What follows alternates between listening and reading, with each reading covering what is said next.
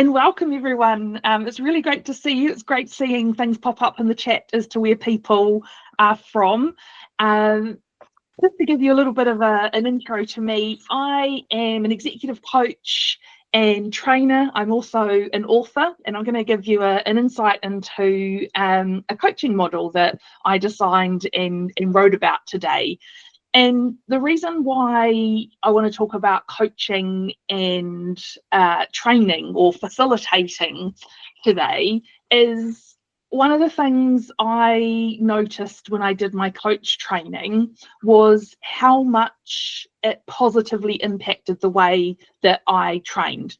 And I always think about coaching and mentoring, those styles, as being two ends of the same continuum. And as a manager, as a coach, as a just an all-round good human being, you often move up and down that continuum. And it got me sort of thinking about, well, how do I bring myself as a coach to the way that I train? And I think there's a bit of a continuum in training as well, and that you've got training where you're really delivering a lot of great quality content and giving your learners all of the information that they need at one end of the spectrum, and at the other end of the spectrum is facilitating, where you're using all of the knowledge that's in the room and really helping your learners come up with their own insights, their own ideas about what it is that they're going to do next, their own actions that they might want to take. And so for me, that's a really great example of coaching. And so I think coaching skills are things that we as facilitators and trainers can all benefit from. And so what I wanted to do today was just to introduce you to something that I call the coaching two-step. And then I'm going to get you all to actually have a go with this. So putting you into breakout rooms, please be aware that this isn't going to be scary, and this is using skills that you already have. It's always a little bit weird and apprehensive the first time when you're learning and you're trying something new. I think as trainers ourselves, it's always a good idea from time to time to put ourselves in the shoes of our learners, so we understand what it's like for them, because then that helps us make the environment that they're learning within even better, because we understand it even more. So as we're going through today, please feel free to ask me questions either out loud, just use the hands up button so we don't have lots of people talk over each other, or you can pop something in the chat. I'm just going to have that open to the side there so that I can see what's going on. So I think just to start off with, it's useful to get an idea of what do we mean by coaching. Just a moment, it seems like I've had a technical difficulty. I'm just going to try that again.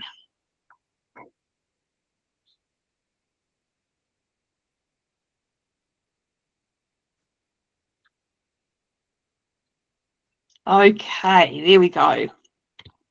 So the way I like to think about coaching, and I'm a professional coach, so I've gone through hours and hours of training, but I don't think you need to have gone through all of that to use coach-like skills in your day-to-day, and especially when you're training and facilitating. Because for me, as I said before, coaching is like moving yourself more towards the facilitating end of that facilitating training spectrum.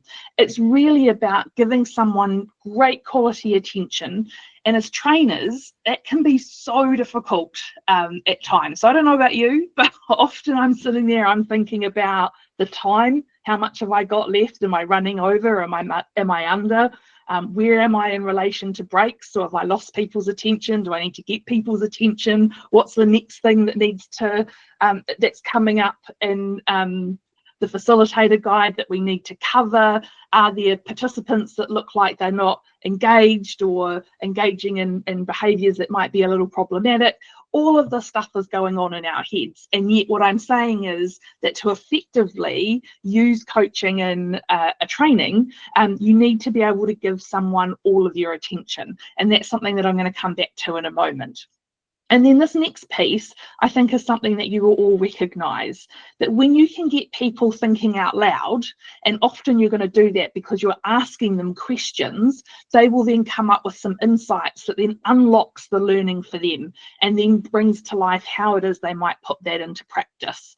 And so for me, the most logical place of using coach-like skills as a trainer is when you're doing your debriefs with your groups. And it can be really easy to get drawn into conversations with your learners where they're asking you questions and you're giving them the solutions and telling them what you think they should be doing. And of course, we've got heaps of knowledge and experience and things to bring. What my coaching training taught me is that actually the most powerful insights and motivators to action, to getting that behavior change outside of the coaching session when I'm coaching, but outside of the classroom, is when people can come up with their own insights themselves. And so if we tap into this idea of really helping our learners think through things themselves, and that might be with us or it might be with each other, then when they do come up with these solutions, they're more likely to act on them than if we just tell people what it is that we want them to do.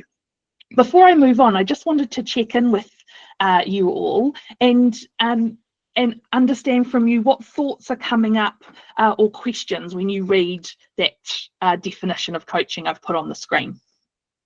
And again, that can be out loud or pop it in the chat.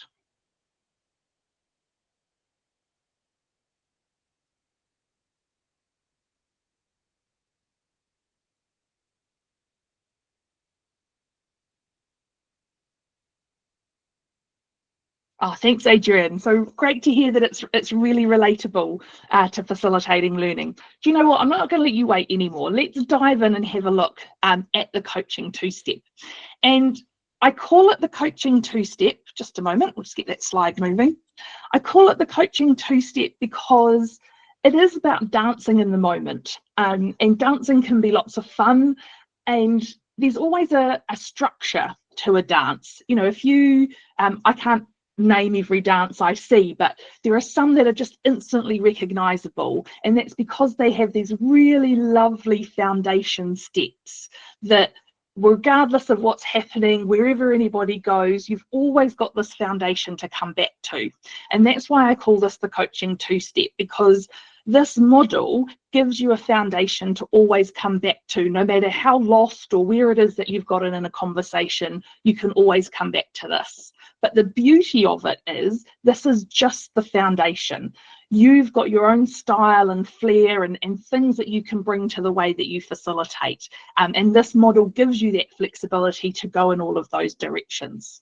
So the real starting point for this is about your attention. And I talked about before, it can be really hard to give all of your attention to your learners when you're going through maybe some of these debriefs, because there is so much that is going on that we've got to look after as facilitators. So I thought I'd share with you a couple of things that I do just to help me quiet my mind a little bit. So one of the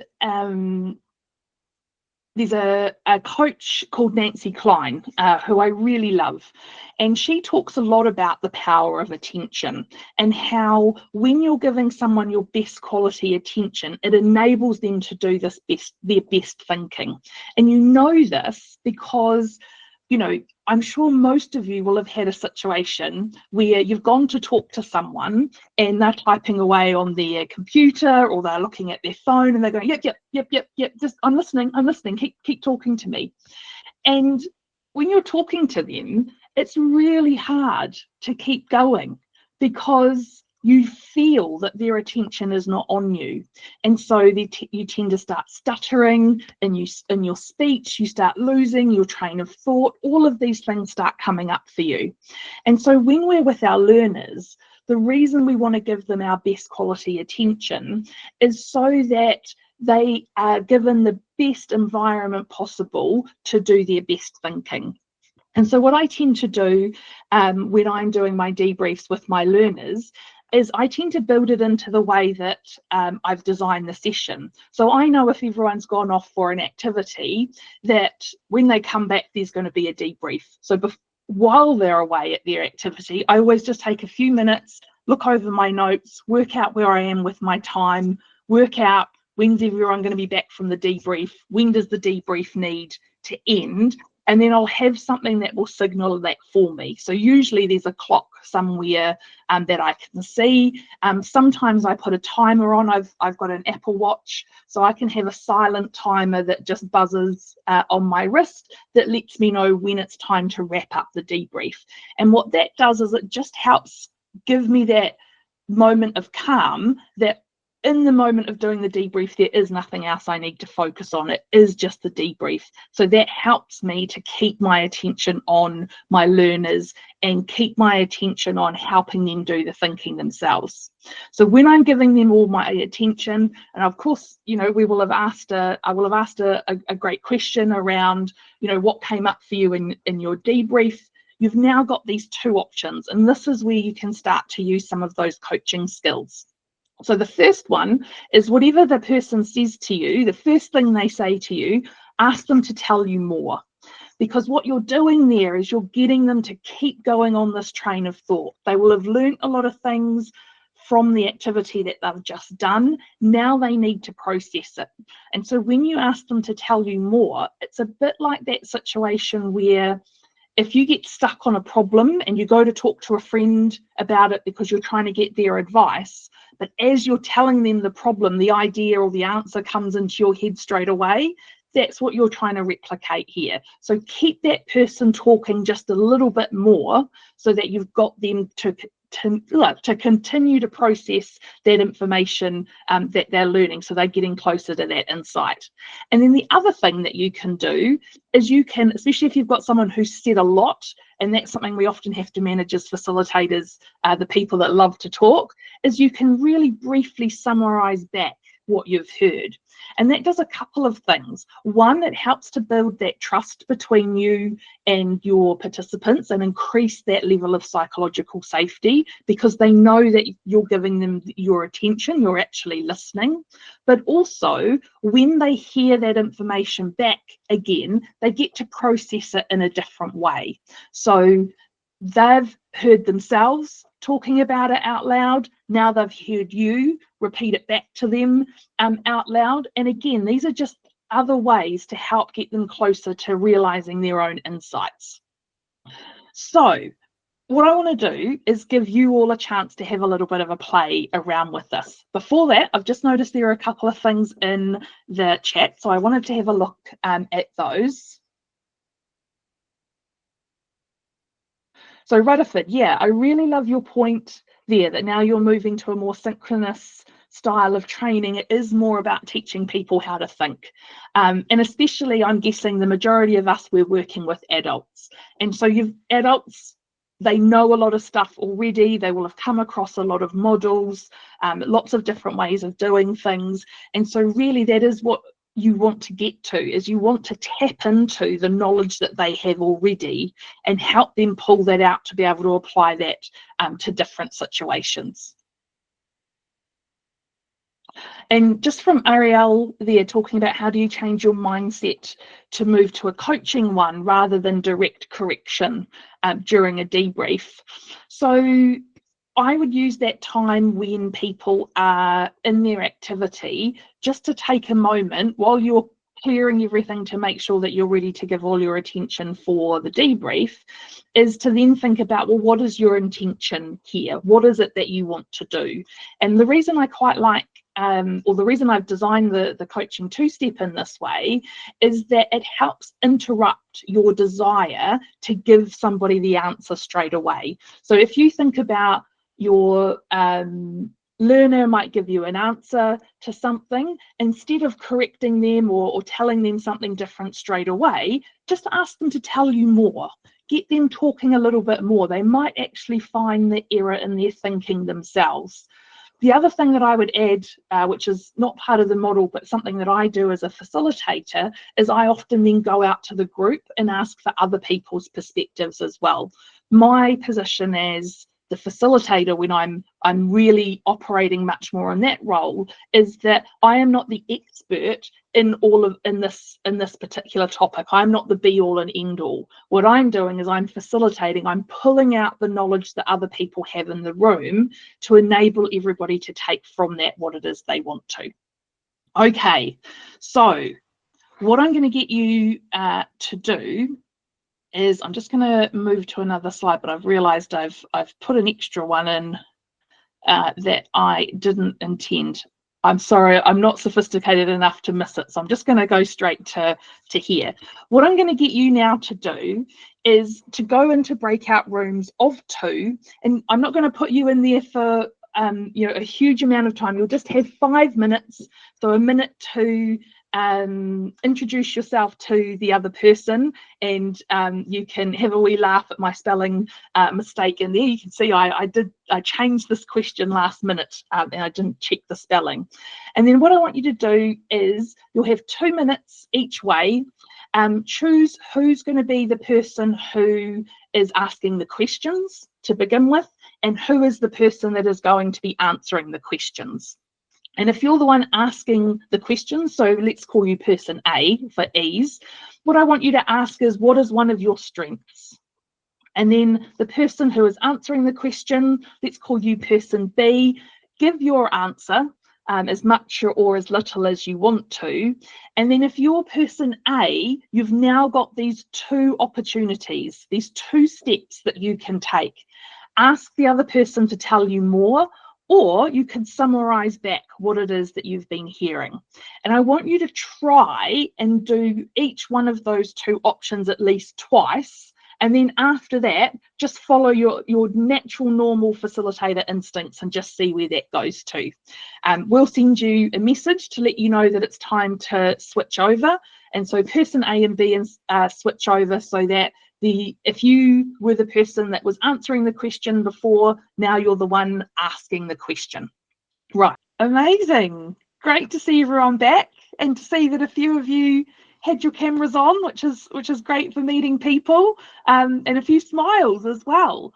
So I'm going to practice what I preach, and I'd love to hear from you what insights or what learnings have you taken away from that exercise. And you can use the chat or out loud.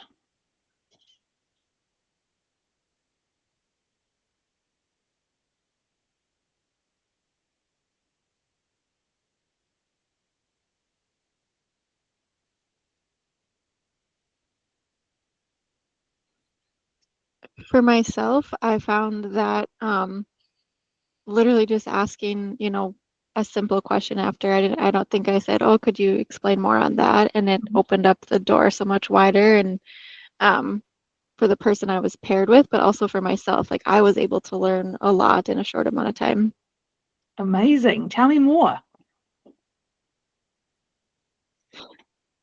I like it. Thanks, Chelsea. But that's really awesome to hear that it did start to open up that conversation a lot more, and just seeing in the chat that you do definitely gain a little more insight. What questions or thoughts are coming up for you as a facilitator, and what you might take forward having tried this out? So what I'd really love is, just in the last couple of minutes that we've got together, is just to write in the chat what's something that you're taking away from the workshop today that you think might help you as a facilitator tomorrow. Oh, Ariel, that's amazing to hear that this might be helpful for some training that you've got coming up as well. I find this technique is a really easy one to teach your learners, to also get them doing it when they're in breakouts and things with themselves. Often what I say is, do this first, so it may be a tell me more or a summarize, and then once you've done that, then just follow your natural instinct as to what to do next. And really, it's just about, just hold back tiny bit more from giving an answer in your opinion straight away, because you see how helpful that can be, not, you know, when people do it for you, but when you're then doing it for other people. And my hope is always that they will then start to take that out and start doing that with their teams as well, because we've got them actually doing it inside the training session. Amazing. So thank you all so much for joining me today. I really love coaching. I think it can play such an important role in so many different conversations that we have, and especially when we're facilitating, just to take that moment to pause and think, you know what, it doesn't have to be me giving all of the answers here. In fact, really believing that our learners have the answers, and just pausing ourselves long enough to give them the space to be able to do that. I am on LinkedIn under Jude Sclater. I'd love to be connected to you, so please find me there.